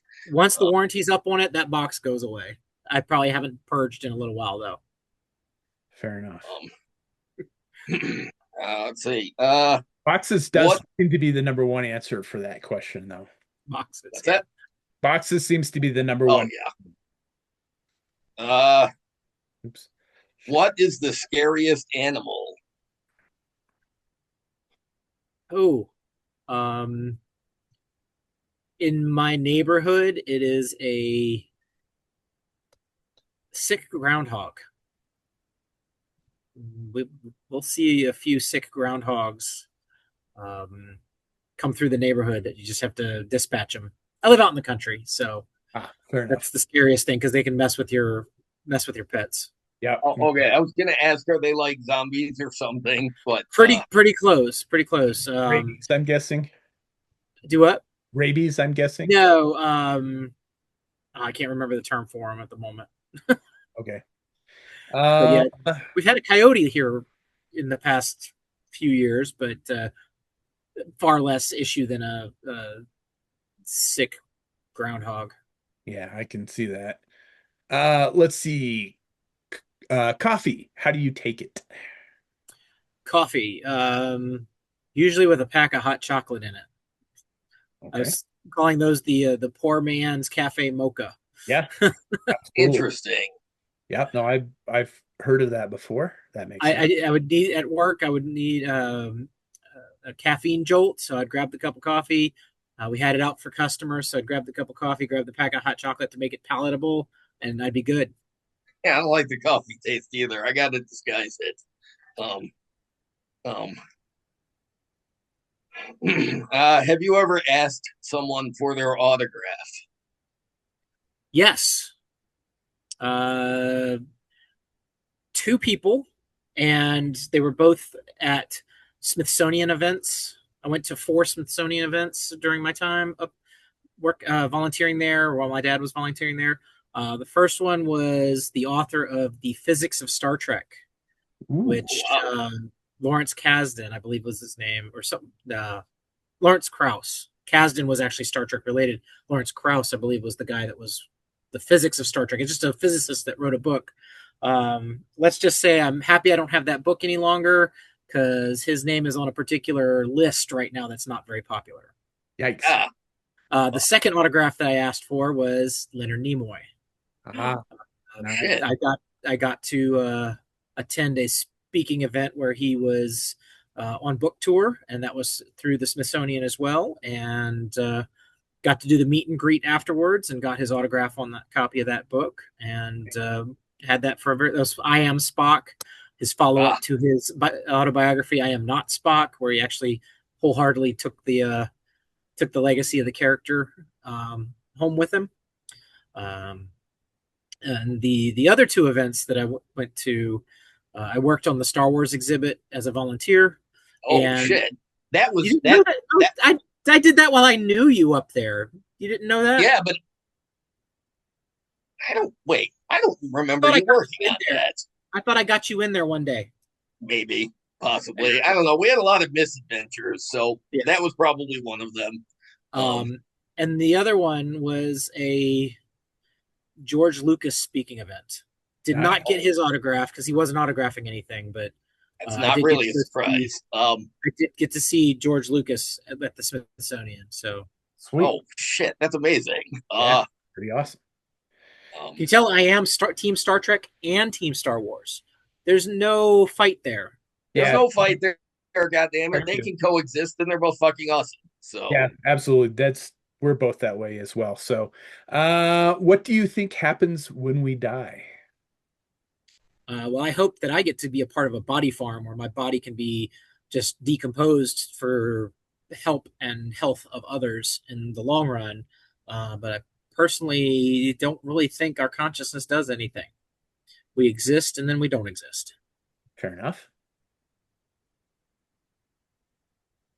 JD? yeah. um, I don't know why, but lately I've been dwelling on this question and watching a lot of that podcast, Grave Conversations with David Dashmalshin, where he talks to other people while they're both laying in a casket and they talk about Yeah, I've death seen a and few of life those. and death. But I've been watching that a lot lately. So like hearing different people's thoughts on death is always interesting to me. Maybe it's morbid, maybe it's not. I'm not sure. But let's see. Favorite action movie. Favorite bad action movie is an 80s film called Megaforce. Very, very bad film, but you just gotta love it. Yep. I Okay. tried to watch that 2 years ago and So bad. almost died from cringe. I was Um, Yes. We Yes. were talking about the Eagle Force stuff. The Yeah. Eagle Force did a Mega Force figure, homage figure. I saw that and that was brilliant. I picked one Um, of those up recently. I'm like, but no, I that gotta film get was this figure. I that need to film go was back so and give bad. that movie a second chance. I admit. No, you don't have No, to. no. But to be honest, it really depends on what you qualify as action films because I consider the original Star Wars an action film. To Okay. me, it's an action adventure, and I love it for that. Dude, My my favorite action movies are tied for The Mummy and RoboCop. So, oh, I you know, we will. My wife and I will sit and watch The Mummy, Indiana Jones, any of those whenever they're on. Just put them on in the background and love it. But I think my tie is with the original Star Wars and Wrath of Khan. Okay. Um, that is a cerebral action film. It's got starship battles.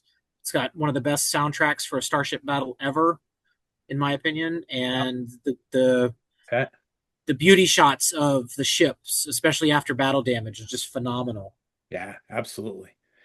Uh, what is your favorite smell? So again, I live out in the country, and we have a few bad smells because of the farms. But we live across the train tracks. We're on the good side of the tracks, of course, but right across the railroad tracks is a um, soybean dryer mill, and you get it at the right time, and the wind blows it back across, and it smells like popcorn or Wow. waffles in the morning. It's such a great ooh, smell when they're processing and drying the soybeans. It is phenomenal. Now the other side of town is chicken feed mills, and when that hits you, it smells like stale Fruit Loops, and that's not a good smell. But to counterbalance that, we get the waffles in the morning. It is wonderful because the whole neighborhood smells. Nice. That's a great smell. well, the next question is what's your least favorite smell? That stale Fruit Loops. Now dead Chicken. fish, Ugh. dead fish. Yeah, we've got a grocery store in town that has a great seafood department, but if they don't clean it right one day and you walk in there, I'm done. The Yeah. whole store is gone. Yeah, I can see that. That's yeah, that's a tough one to get past. Yeah. And that's in the 80s. That was in the entire smell of Seoul, South Korea. When I lived there, that was the smell of the city. Yep. That is what my dad lived in Korea from 89 to 90 and Yeah, I he remember you said the guys were same there. thing. The He, whole he was there right after we left. I remember that. oh that's right. Yeah, see he said it was just smelled like seafood everywhere and Yeah, kimchi. Uh yeah. Let's see here. What was your first concert? First concert I chose to go to, or the first concert I was taken to. No, so your answer. um, My brother used to work sound and technical and lighting for the USO when they would come over in Korea. Oh, And nice. so I don't remember which one was first. It was either Tommy Two Tone or Casey and the Sunshine Band. But this was both years, a few years after they were already passed through their heydays. That's why they were doing the USO tours. But I think the first concert that I went to that was an actual I'm choosing to go to this concert with someone was when Limp Bizkit, DMX, Oh and shit. Godsmack were touring together. I And remember commercials for that tour. yeah, and it hit the MCI Center in DC, and uh, DMX didn't show up, so Durst was sitting in at the tech table, and they hooked up a PlayStation, and he was battling people from the crowd up on the big screen for the first 45 minutes of the show, just waiting for Okay, if DMX showed up at the end of the show, and they said, "No, you're not going on." so that is a unique concert going experience right there. Yeah, It absolutely. was it was a blast. I was invited to go. I absolutely loved it and enjoyed it. Yeah, I would have loved to see Godsmack for sure. I had heard a couple of their pieces off the Voodoo album, and I went out right after that and bought the album. It was just such a great experience. Yeah, I'll bet. um, uh, um, soda or pop? Soda or pop? Yeah. Which Um, one do you use? Which word do you use? well, honestly, they're soda pops. Um, being an army brat, I've experienced both because it's both everywhere when you go. Well, Um, me too, but there's only actually one right answer to this. And soda. James wrong. No, you're wrong, and John's wrong. Um, They're pop tops. I mean, you, you can have a pop top or you can have a bottle, but they're both soda. Yeah, they're both soda. What is the most used app on your phone? Oh, geez, most used app.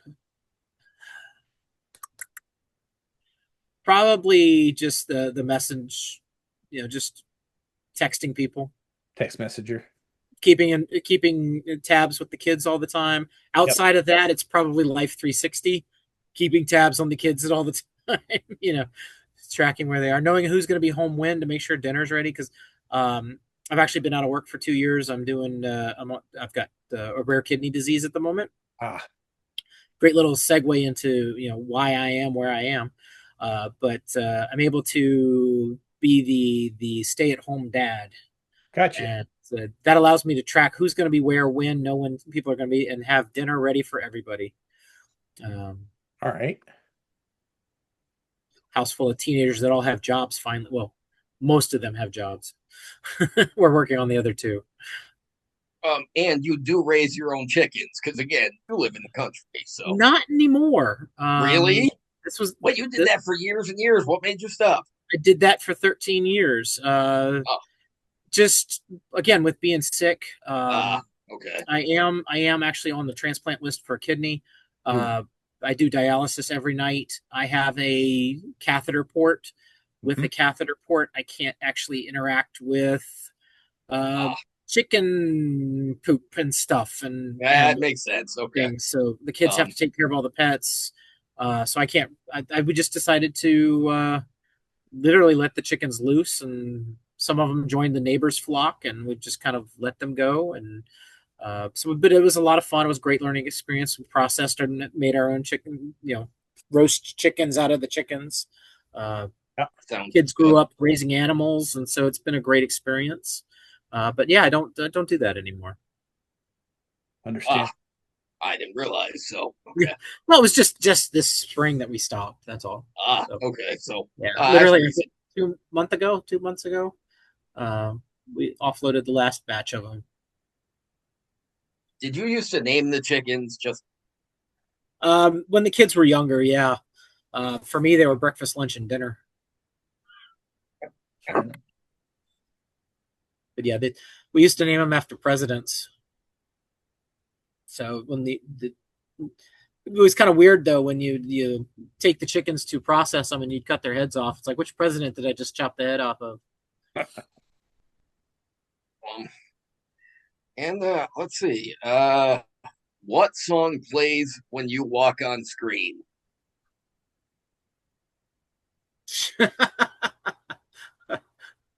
um, it's got to definitely be something from ELO, All right. I like that.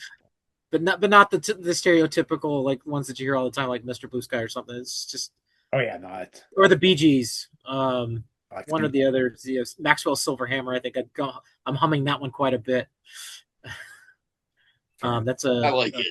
it's Beatles adjacent, It's Abbey Road. I love but Abbey Road. It's a great album. The Bee Gees did it for their remake of stuff. So, Ah, um, um, but Uh, other than that, you know, GI Joe movie theme plays a lot in my head. You know, mine too. Armies of the Night. You know, well, here I come. Absolutely. What number am I thinking of? 37. Close. No. Nobody's ever gotten it right. Uh, I think one person got it right. Or after I told them On the second second guess, they try. got it right. Yeah. Yeah. There's just this whole thing about 37 being such a common number that people guess because it's an odd number in the middle with nothing around it. You know, Clerks has the most significant use of 37 ever. Who does? The movie Clerks from Kevin Oh Smith. yeah. And then Star Trek, it's 47. It's everywhere. Um, let's see. Describe the rest of your life in 5 words. That was the hardest one for me.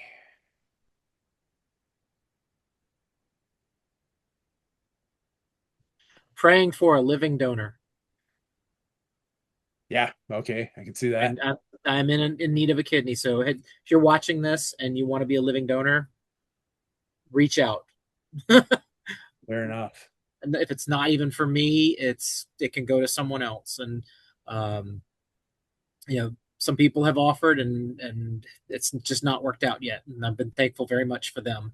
There's I tried, but Yep. JD stepped up and there's definitely a big yep, compatibility issue there. it is. And so that's what I'm looking for now. So that's I think the way that if that happens, you know, then I'm going to be super grateful for if somebody steps up for that, or if waiting for a deceased donor. The average time frame I think right now is 3 to 8 years on a transplant waiting list. I've been on the list for 2 years this month. My blood type, it's 2 to 5 years, so literally I could be getting a call any day, pack the go bag and head to the hospital. It's an hour away. They usually want you there within two, Yep. so it can happen. Yep. I've watched a harvest before. It's pretty interesting. So watched him harvest a heart one time. It was probably one of the Brian's been a paramedic for 25 years, so Gotcha. Well, little that's definitely not one coming from a living donor, but you know, no, it was not. kidneys. You know, there's this old adage I remember about paper towels. Why use two when one will do? You know, conservation. Same with the kidney. You have two of them. Why use two when one will do? Pass along the other one to someone that needs it. Absolutely. Window or aisle seat. Um, I like the window. Yeah, I like to see all the little tiny people down there rushing around as you take off. fair See the enough. streets from above. I've always enjoyed that as a kid. I mean, the first time I remember that was in the 70s, and I still look out the window and on a flight. my favorite part of flying is the takeoff and landing. Yeah, watching as The the little ants highway, the move cars around. get smaller and smaller. Now I just sleep through the rest of the flight. I wake up for takeoff and Yeah, wake landings. up for takeoff and landing. Yeah. I'll sit and read the rest of the time, but otherwise it's like looking out the windows at the clouds. Grand Canyon, beautiful sight from the air. Oh, I bet.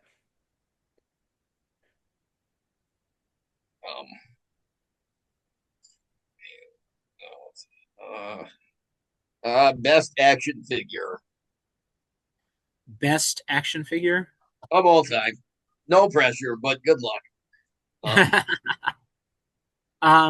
That's really subjective and Yes, absolutely. Yes, It's That's a fun question, isn't it? It's great. It is. It is. I think for me, it really comes down to accessories. What did the figure come with? What did you get to play with it? And man after my own heart. who had the coolest weapons, who had the coolest things. And I, yeah, as a little kid, it's got to be Snow Job from GI Joe with the skis and the laser rifle that became the ubiquitous laser rifle. Yeah, I think Took that's him out in the snow, slid him down the roof, all sorts of stuff.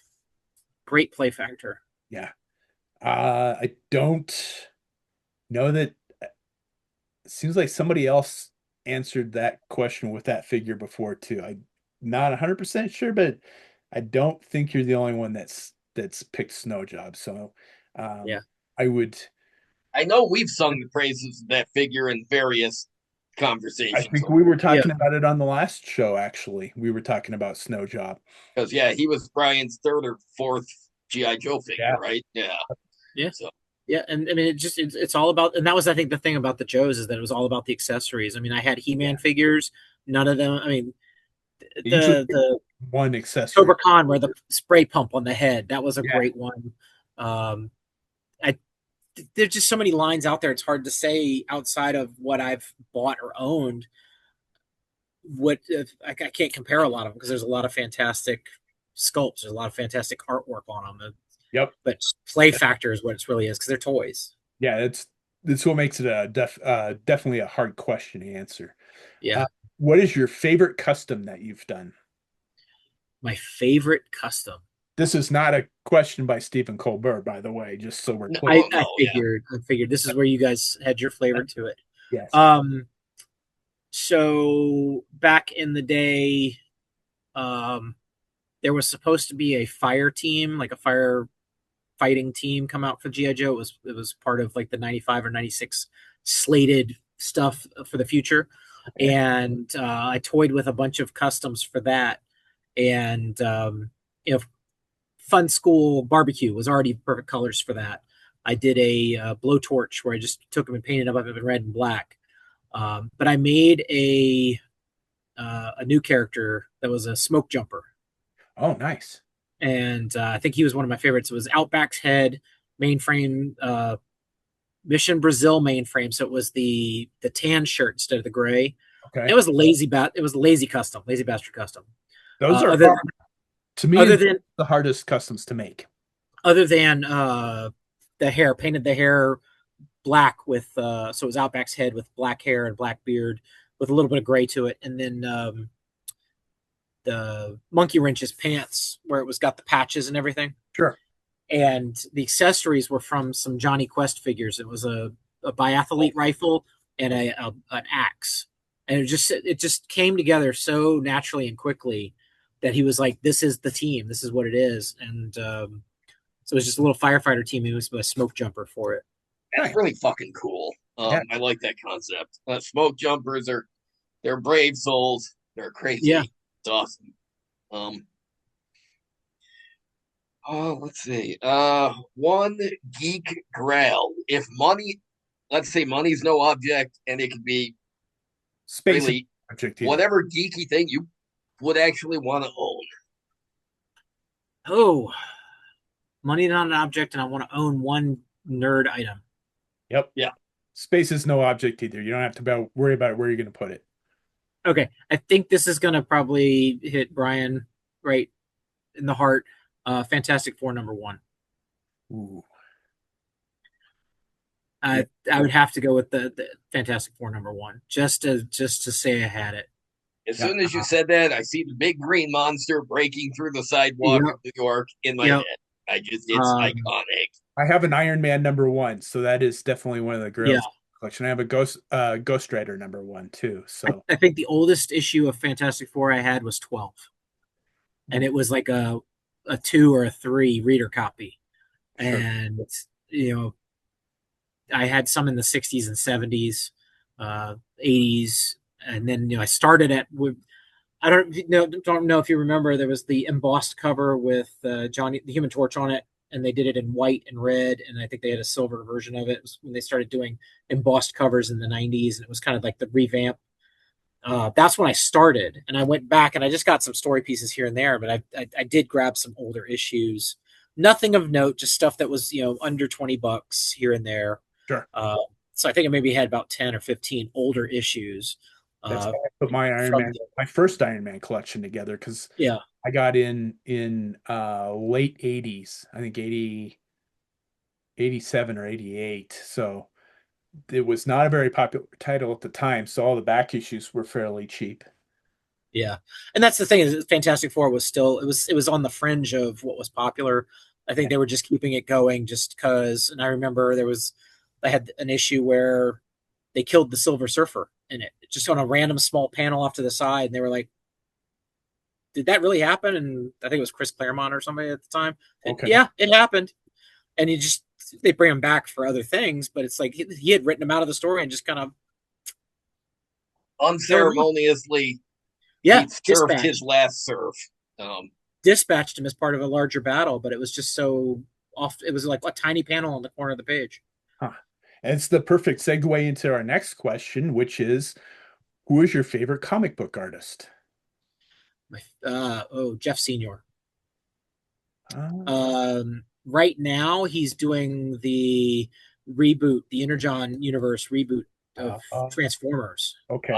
okay. But he was a Marvel UK artist that did did the UK only Transformer stuff. Oh shit! Like Death's Yeah. Head and all that shit. And he came over and did the final few issues of the US Transformers when Unicron finally shows up. So those, they're really hard to find last 5 issues, 75 through 80. His style is very just blocky, but he can get very detailed. He did Simon Furman is the predominant author of those issues through the last like 10 or 12 issues of that. He did a lot of the UK stuff as well. But there was a Marvel UK comic called Dragon's Claws. It was about a futuristic Yes. world.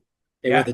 a team, like a Running Man style team of Thunderdome fighters. I had And a couple then issues of that for some reason. the Transformer adjacent character, Death's Head. I was just gonna say it was. I Yep. think I had it because it had a Death's Head appearance in it, and I had all the Yep. Death's Head appearances at one point. Yep. And I just recently found out that he's actually a Transformers universe guy. Yeah. And they made a Transformer of him, and I'm like, I passed on it not knowing it was him. So I'm still trying to find Lockdown, the Decepticon Lockdown from the Star Raiders. Huh. It's if you transform him into a robot, he is like a transformerized Death's Head. No shit. I am not. Yeah. I'm gonna have to look that Interesting. one. I am not. So what is the I name? have the artist No, the Transformer. Lockdown, What? and I think it's Star Raiders is the name of the sub-series. Okay. Interesting. It's like I don't little know if I know who the Star Raiders are, but they sound. They were from a video game, but that character he's a like a Mad Max car,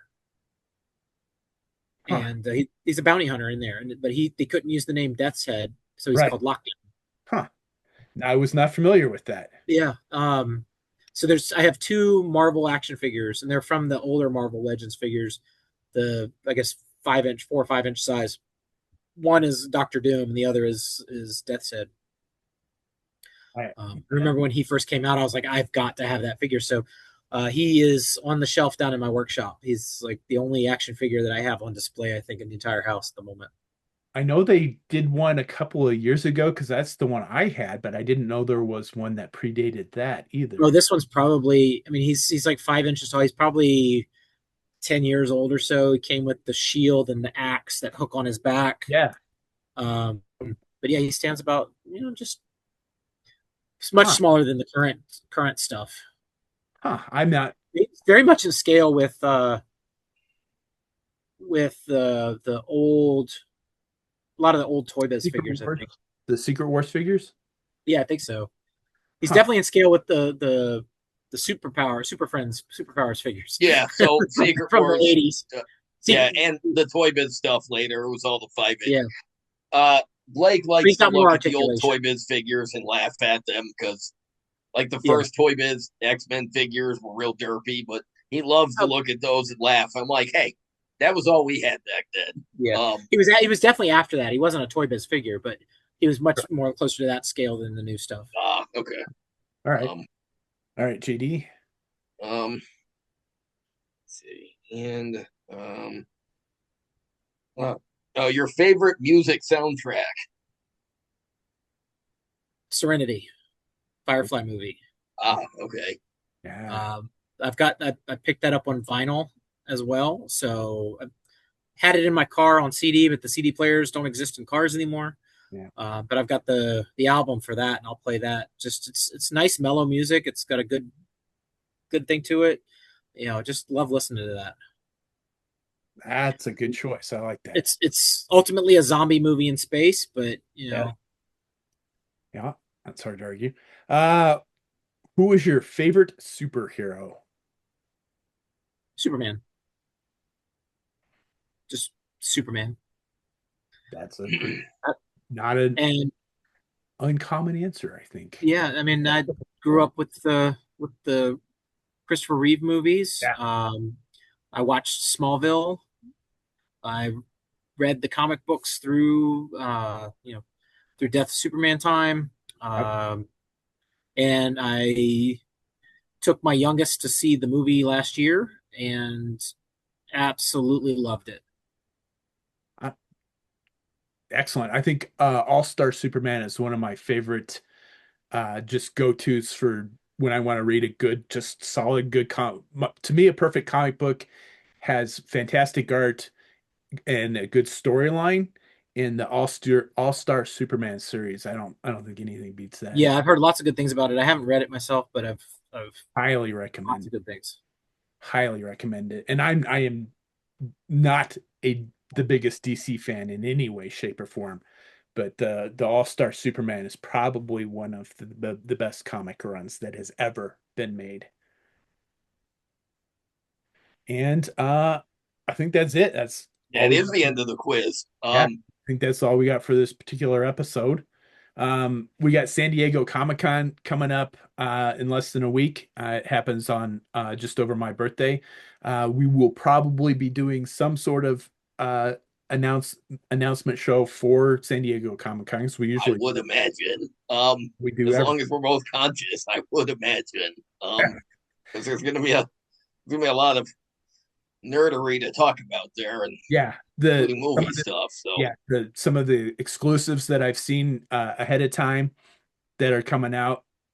I mean, this looks like a big year for the exclusives. That it hasn't been for the last couple of years, but there looks like a lot of cool stuff coming out for exclusives this year. And then announcements for movies and announcements for toys and TV shows and there's a lot of stuff I think we're going to be talking about. Um, so stay tuned for that. Um, I as would really like to see a fucking trailer for Avengers Doomsday anytime now, any fucking time now. I would Hopefully, be San Diego Comic Con. I would be Holy shit! surprised if we do not see at least some sort of trailer for it at Comic-Con. Oh, yeah, Really fucking a hope so. teaser, a nice teaser at least. Yeah, I Yeah, think at yeah. the very least we'll see a teaser.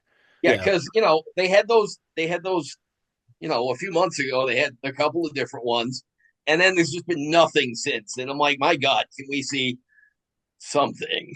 I think Um, we'll see something at Comic since it's coming out this year.